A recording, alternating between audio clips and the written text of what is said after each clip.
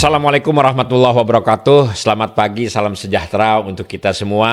Selamat datang kembali di Jakpora Talks. Rekan-rekan, Jakpora Talks hari ini merupakan hari yang sangat luar biasa. Kita kedatangan seorang public figure yang dalam perjalanan hidupnya saat ini betul-betul menginspirasi masyarakat. Yaitu Bro Igor Saikoji. Halo Pak, selamat pagi. Rekan-rekan Jakpora Talks ya, yang berbahagia, yang insya Allah semua dalam keadaan sehat ya. Di episode hari ini kita akan ngobrol-ngobrol santai aja bro. Ya santai tapi insya Allah ya bisa menginspirasi masyarakat ya untuk bagaimana ya kita melakukan suatu perubahan besar. Ya, dengan dimulai dari langkah-langkah kecil. Ya, kita menginginkan ya ada pelajaran yang bisa diberikan dalam podcast kita kali ini sehingga masyarakat ya bisa meningkatkan pola hidup dan menjaga kesehatan dan kebugarannya. Nah, konteks ya kita hari ini bagaimana nih Bro Igor Saikoji ya sebelum olahraga yang menjadi bagian penting dalam kesehariannya, ya kita nanti akan sedikit mengulik-ngulik ya.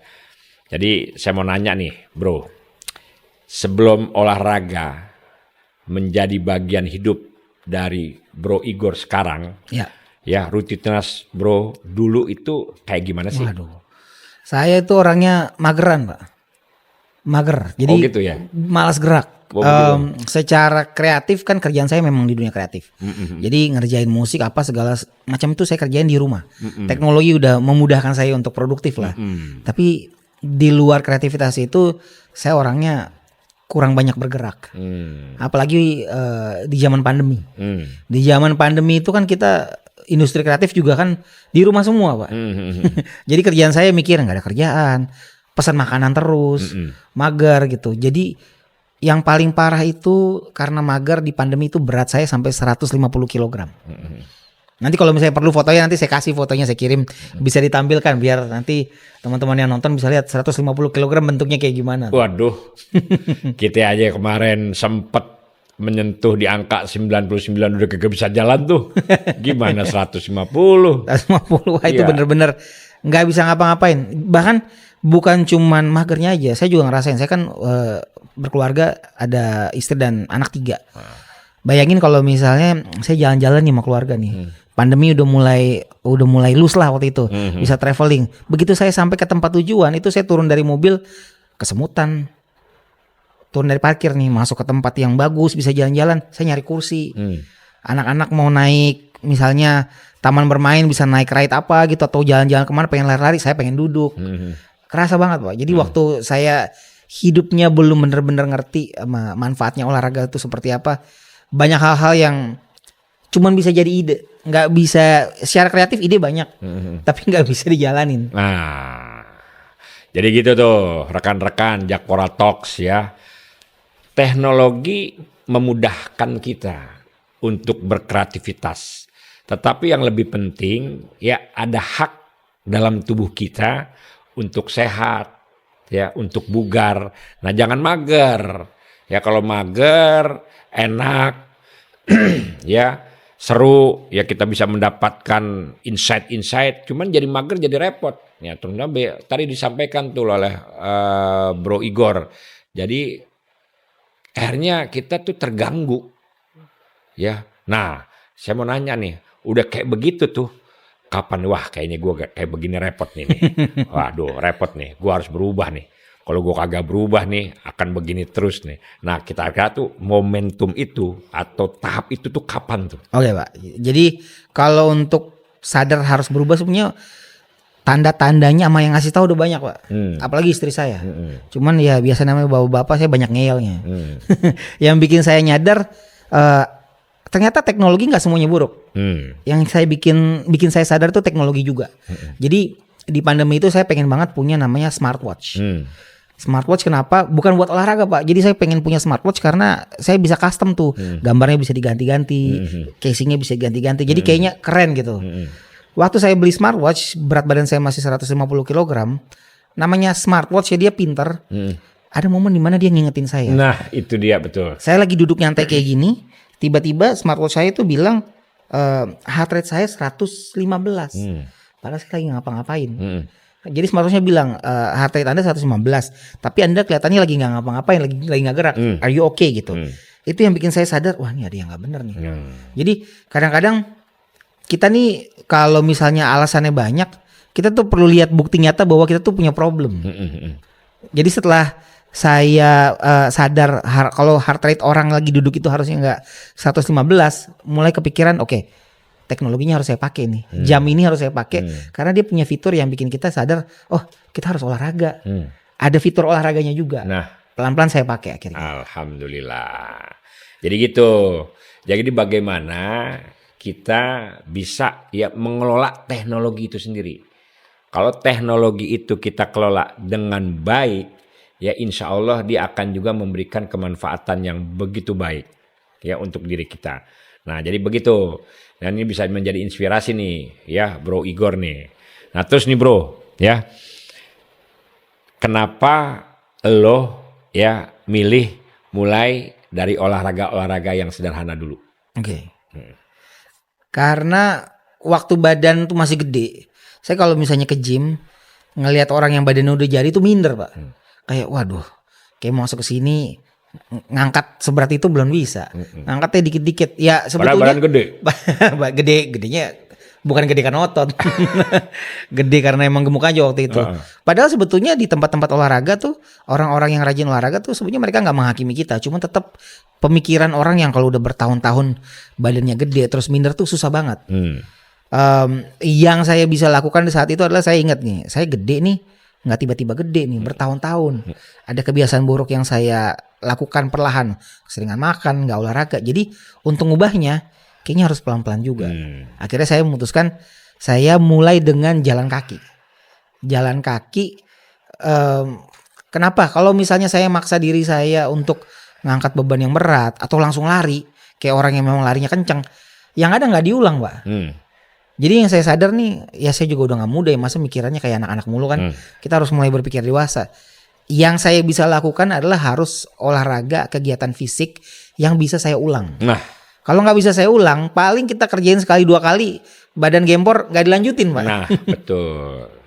Itu yang paling penting tuh. Yang paling penting, jadi yang kecil-kecil aja dulu, yang sederhananya dulu. Tapi yang paling penting adalah konsistensi. Betul. Dulu juga begitu, bro. Gue dibilang, boleh kita tuh olahraga ya 1 jam, 2 jam. Tetapi yang lebih penting konsisten. 2 hari atau 3 hari berikutnya lo lakuin gak? Iya. Tuh yang tadi lo ngomong tuh. Iya. Ya kan? Lo lebih baik lo olahraga 20 menit, 30 menit. Tapi lo bisa lakukan tiap hari. Bener Pak, bener banget. Wah lo menginspirasi. Jadi lo gak usah langsung dulu tuh. Jangan usah langsung gudeg. Wah gak usah, pelan-pelan aja. Yang penting konsistensi. Nah inilah yang bisa menghasilkan mempunyai kemanfaatan yang begitu besar. Nah gini, banyak orang ya ingin berolahraga. Ya. Tadi lo ngomong itu tadi malu, kenapa nggak pede, ya takut nggak kuat, takut gagal, takut nggak konsisten, ya kan? Nah pasti lo kan pernah mengalami itu juga kan? Nah tips-tips apa nih yang bisa lo sampaikan kepada rekan-rekan semua nih Jakpora Talks supaya dia nggak ada lagi rasa malu, rasa takut, ya takut gagal, ya padahal sih sebenarnya mah itu perasaan juga kan? Iya perasaan aja Pak. Iya kan nggak ada juga orang kadang-kadang juga jujur aja gue kalau di tempat gym udah kagak ada lagi tuh ngurit begitu, udah dia masih asik-asik sendiri, cuman perasaan itu tuh yang harus hilangin. Itu gimana tuh bro? Iya. Kadang-kadang kalau saya ngeliatnya kita harus mulai mikir bahwa kesehatan itu manfaatnya bukan ke saya doang. Jadi buat saya yang udah punya keluarga, udah punya anak, kadang-kadang yang saya pikir tuh, ini kalau gue gak sehat, 10 tahun lagi, 20 tahun lagi, ntar anak gue sekolah, kuliah, lulus kuliah, itu tuh, mau nikah, punya anak juga, betul. Nanti gue punya cucu. Pertanyaannya, waktu gue ada di situ, ngelihat momen-momen itu, guenya ada happy, bisa enjoy, apa gue ngerepotin? Iya. Atau lebih parah lagi Pak, nggak ada. Bisa dampingin kagak? Iya, momentum itu bener tuh. Jadi kadang-kadang ya udah gitu aja. Terus kadang-kadang kita mikir kita orang tua nyari duit, ini kerja nih nggak ada waktu buat olahraga. Duit banyak tapi nggak bisa dinikmatin buat apa juga, Pak. Apalagi repot dia. Ada ungkapan begini. Duit lo cari banyak-banyak, tiba-tiba nanti buat ngurusin lo sendiri. Makanya. Habis tuh. Habis di rumah sakit. Jadi nggak apa-apa kita kerja produktif, tapi kalau misalnya kita peduli berinvestasi secara finansial, nyari duit, jangan lupa investasi ke kesehatan. Nah, itu dia. Itu sebenarnya nomor 1. Atau orang-orang hidup itu kita tuh pribadi nggak boleh pelit. Iya. Tetapi yang jadi begini, nomor 1 yang tidak boleh pelit, lo nggak boleh pelit sama diri lo sendiri. Betul. Nah, wah keren lo bro. Benar-benar Ada lagi Pak yang juga saya ingat Apa? nih, kan orang biasa bilang, tapi kan umur di tangan Tuhan. Nah saya bilangnya gini, umur di tangan Tuhan, kualitas hidup tanggung jawab sendiri. Iya, memang betul. Kalau saya bercanda begini, umur di tangan Tuhan. Tapi begitu Tuhan melihat kita kesehariannya, ya, dengan melakukan hal-hal yang positif, bermanfaat buat orang lain, berbuat manfaat buat diri kita. Kata Allah, tuh si Andri cabut tuh, besok 63. Tapi kayaknya dia tuh manfaatnya banget, udah tambahin. Nah, itu dia. Ya kan? Iya itu. Jadi bukan berarti kita tidak percaya terhadap statement seperti itu. Iya. Bukan nggak percaya. Tetapi justru malah itu menjadi ya pelecut kita untuk lebih semangat lagi. Betul, Pak. Untuk Kan kita dikasih tanggung jawab nih badan kita. Iya. Kita ngurusnya gimana? Itu bagian daripada rukun loh, Nah, terhadap diri sendiri. Benar. Memelihara diri sendiri kita itu bagian daripada kewajiban kita gitu. Sebelum kita melakukan kewajiban untuk ya melayani atau merawat atau mengayomi orang lain. Oke. Jadi konsep lo tuh bagus banget nih ya slow sistency. Betul Pak. Jadi slow sistency itu apa sih maksudnya tuh? Biar pada tahu tuh orang-orang. Slow sistency itu bahasa Inggris, 2 kata saya gabung, slow pelan, sama konsistensi. Konsistensi, pelan sama konsistensi itu yang paling penting. Iya, jadi sesimpel bahwa kalau kita pengen membangun konsistensi yang baik, gaya hidup yang baik, mengubah kebiasaan, emang nggak harus instan. Jangan buru-buru, karena kan hal-hal buruk yang kita jadikan kebiasaan kita itu juga kan jadinya bertahap. Hari ini mulai malas olahraga, besok mulai malas benerin makan, besok-besok jadi malas tidur cepat, jadi begadang. Nah pelan-pelan itu kan yang bikin kita gaya hidupnya nggak sehat. Untuk dibenerin juga proses Pak, perlu pelan-pelan. Iya betul. Kalau cuma cepat-cepat tadi itu yang saya bilang, digas olahraga. Lagi ingat aja sebulan sekali terus gasnya kencang-kencangnya ada rontok besoknya. Betul. Tapi kalau misalnya kita pelan-pelan kita bisa bangun jadi kebiasaan, jadi terbiasa. Jadi begini memang yang namanya ini sama yang namanya ini itu satu kesatuan. Jadi kalau ini body kita dipaksa, akhirnya perasaan kita nggak enak, ya pikiran kita nggak bagus, untuk melangkah yang kedua ketiga itu susah. Benar. Oke tuh. Nah gue pernah ngeliat tuh di medsos bro, ya ada pelajaran yang sangat penting tuh dari Ronaldo. Dia adalah ya pesepak bola top lah oke. Tapi yang gue keren di usia yang ke-40 dia masih konsisten banget. Nah orang-orang itu melihat ya dengan kesuksesannya tapi kadang-kadang tidak melihat prosesnya. Ya. Nah membangun disiplin, membangun semangat itu loh susah loh. Pasti semua orang ada dong rasa males, rasa capek begitu. Nah ya kan mood lagi kurang enak, betul nggak? Iya. Nah lu tuh gimana tuh untuk ngatasin seperti itu? Yang kan tadi bilang tuh, ya kan, wah gue lawan ya. Pokoknya gue gak mau tahu nih gimana gitu. Itu tuh paling susah tuh. Susah. Wah susah banget itu. Nah kadang-kadang tubuh kita tuh ternyata saya juga baru tahu perlu waktu Pak untuk panas. Kayak misalnya zaman dulu kan mobil-mobil dulu kan perlu dipanasin dulu biasanya sebelum pakai. Nah sama kita juga kalau misalnya olahraga, saya bisa lari nih. Saya bisa lari nih, disuruh lari 5 kilo, 10 kilo udah tinggal lari aja. Tapi saya udah tahu biasanya 1 kilo, 2 kilo pertama itu nggak langsung enak. Perlu waktu untuk badan tuh panas. Betul. Jadi biasanya yang saya rasain tuh kayak ini badan nih masih setengah agak dipush supaya nggak maksa banget, tapi emang harus lewatin dulu proses nggak enaknya. Nanti begitu setelah beberapa saat berlalu, baru badan mulai enak. Sama kayak jalan. bahkan jalan kaki pun kadang-kadang kita mager. Tapi biasanya kalau kita jalannya udah sampai titik tertentu, di mana aliran darahnya udah jalan, detak jantungnya udah mulai stabil, udah mulai keringetan dikit, itu biasanya tambah enak, Pak. Nah, Jadi kadang-kadang malasnya itu emang harus dihadapin karena ini lu belum pemanasan. belum panasan. Nanti panasnya belakangan. Jadi saya tiap kali mulai saya tahu saya malas nih, nggak enak. Tapi dalam hati saya harapannya adalah ini bentar lagi enak nih, jalanin aja dulu. Nanti kalau udah enak kita bisa jalan lebih jauh. Nah, mindset ya. Jadi mindset di pikiran kita harus memberikan ya energi positif untuk seluruh badan kita. Nah, tetapi juga harus distrategikan tadi kata Bro Igor tuh. Dia jangan langsung dibetot begitu kan. Kaget dia, begitu kaget ya gak? Kayak kita bangun tidur aja, begitu bangun tidur buas langsung begitu, enggak kan dibengong dulu. Terus dia ada apa di pinggir ini baru kita melakukan aktivitas. Nah, itu yang paling penting tuh. Jadi slow dulu ya, kasih rangsangan buat tubuh kita untuk dia beradaptasi. Oh, nanti lo jalan enak. Nanti lo lari enak. Nanti lo sepedahan enak. Begitu ya 1 kilo, 2 kilo mendapatkan, wah lu kagak berhenti tuh, ya kan. Nah, oke bro. Nah jadi gini, kan tadi kita udah ngomong banyak ya. Jadi setelah rutin bergerak, pasti lo kan merasakan banget ya perubahan besar yang lo rasain. Kayak yang tadi lo bilang tadi, gua 150, ya kan, gua bangun aja kok begini, gua turun dari bis aja begini, ya alhamdulillah tuh. Ada apa tadi yang lu bilang tadi tuh, ngingetin tuh teknologi tuh, ya enggak? Nah sekarang tuh lu ngerasain seperti apa sih? Wah, kalau sekarang di usia ini, saya kan mulai karirnya kan dari industri kreatif bermusik kan. Iya, gue nanya dulu, boleh nggak? Ngomong-ngomong lu usia lu berapa? Sekarang, tahun ini 43. Alhamdulillah, tuh keren tuh, buat inspirasi yang lain. Oke, lanjut. Jadi saya mulai karir saya di musik. Musik itu juga kadang-kadang ada umurnya. Iya. Walaupun kita tetap bisa produktif. Tapi kadang-kadang ada momennya yang saya nanya ke diri saya sendiri. Ngerjain musik. Sampai hari ini saya masih ngerjain musik. Iya. Cuman apalagi yang bisa dikerjain? Ini dulu. Selain musik.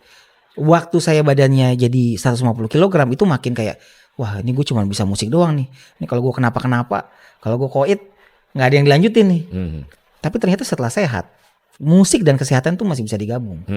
Jadi justru sekarang saya nemuin kerjaan tuh banyak soal kesehatan. Nah, diundang acara lari. Nah, diundang sini ngobrol. Iya. Jadi maksudnya buat saya yang udah nggak muda, udah 40 ke atas nih, saya nemuin begitu kita sehat, ternyata banyak kesempatan lain yang kita bisa lakukan dalam hidup yang dulu kita nggak pikirin. Nah, itu secara kesempatan Pak ya kerjaan. Secara keluarga. Istri saya pasti seneng. Iya dong. Suaminya jadi lebih lincah bro. Lebih lincah. Lebih lincah dan lebih galak. Anak-anak saya juga yang paling gede juga udah mulai lari. Saya bisa traveling sama anak-anak. Itu yang paling penting lo. Lo menjadi inspirasi buat keluarga lo tuh. Nah satu hal lagi yang saya juga lihat Pak. Anak-anak lebih respect. Karena mereka tahu bapaknya waktu gak sehat kayak gimana. Iya. Mereka sayang, syukur mereka sayang. Tapi begitu mereka lihat bapaknya bisa sehat, anak-anak tuh akan lebih dengerin sama apa yang kita bilang. Iya. Dan mereka bisa ngeliat contoh langsung. Jadi kadang-kadang kita pengen anak-anak kita bener, tapi contoh paling baik yang kita kasih ke mereka itu sebenarnya ada di diri kita sendiri. Yes.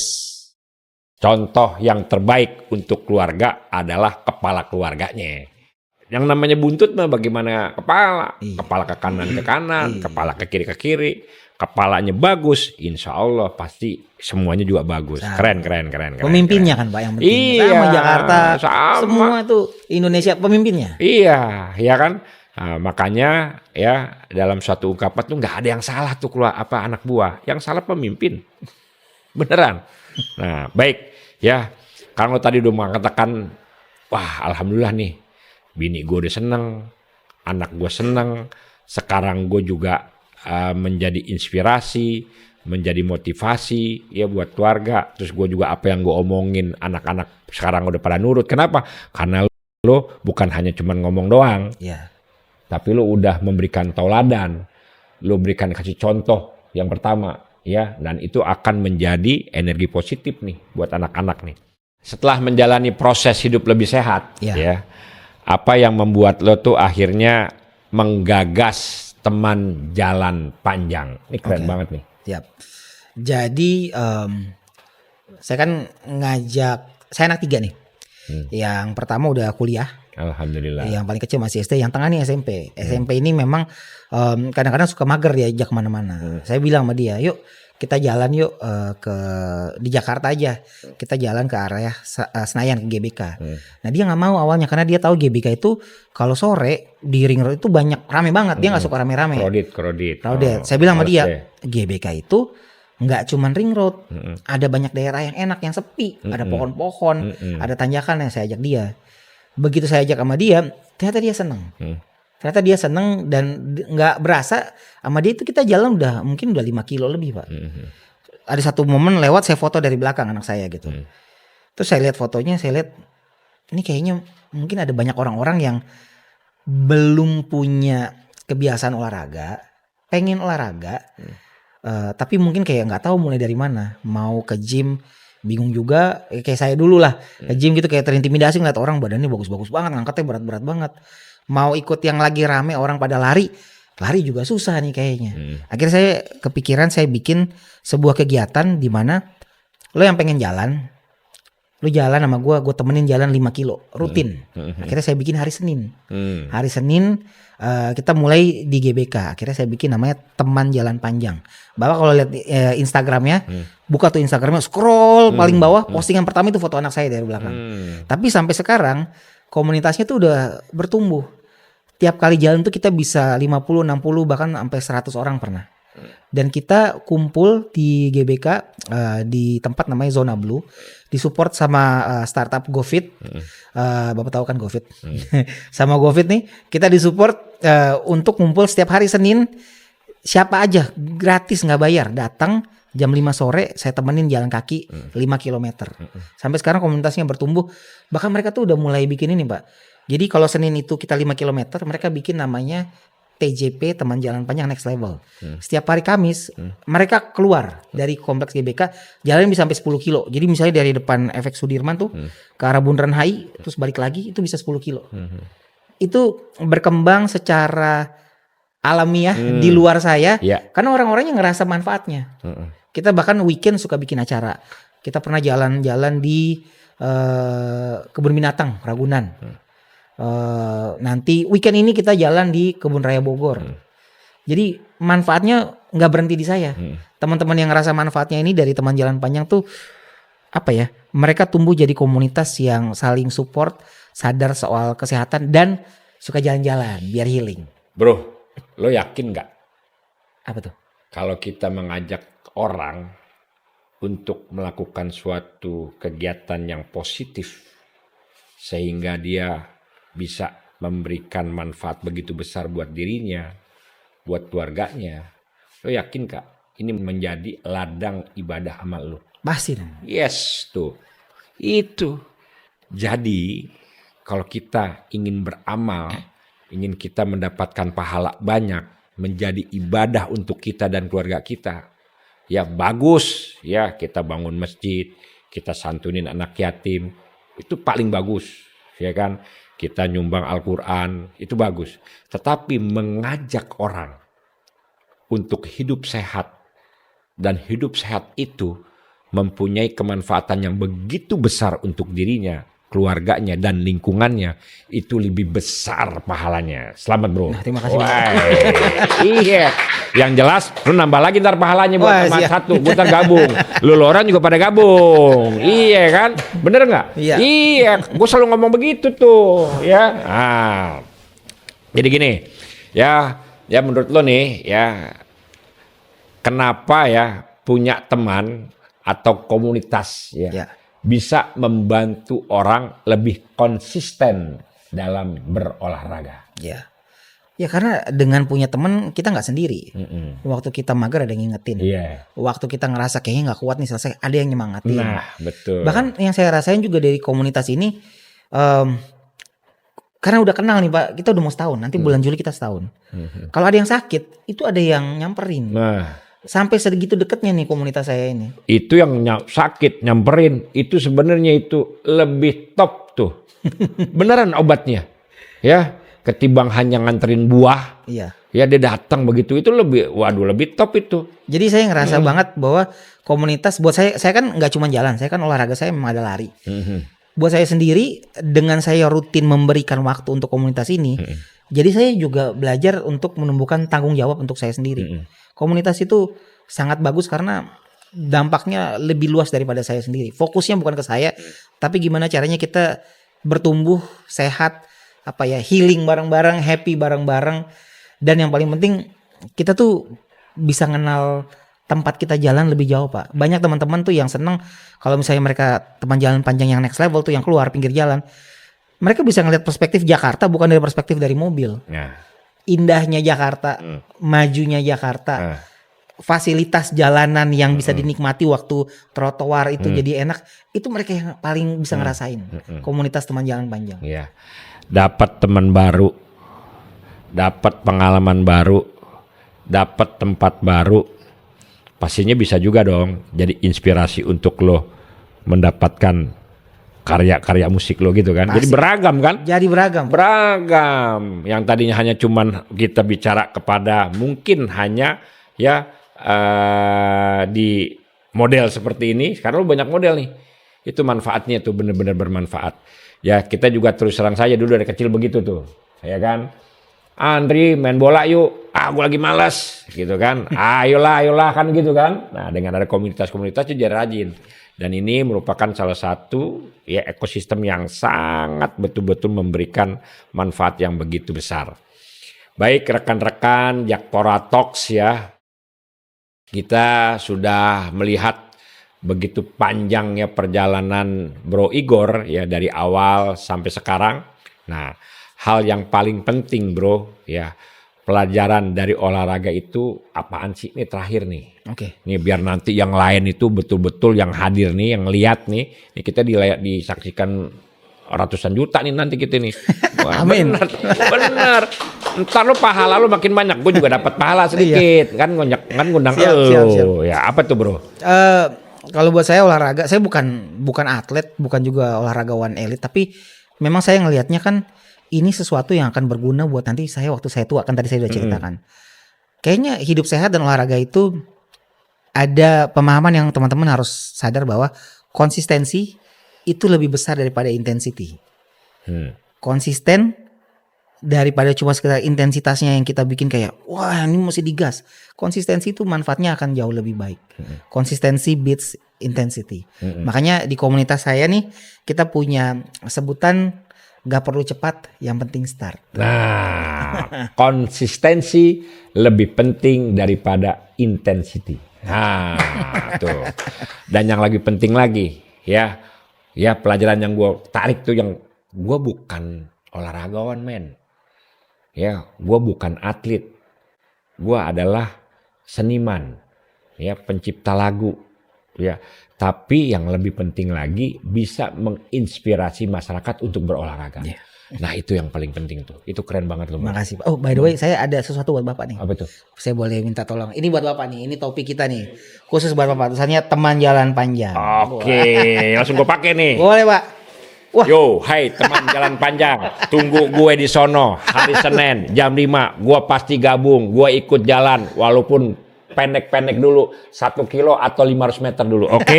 Siap. Oke, ya. Terima kasih ya Bro Igor ya yang sudah berbagi cerita kepada kita semua. Mudah-mudahan ya cerita, ngobrol-ngobrol santai, rileks, ya insya Allah. Kalau diniatkan yang baik, ya mendapatkan inspirasi buat masyarakat.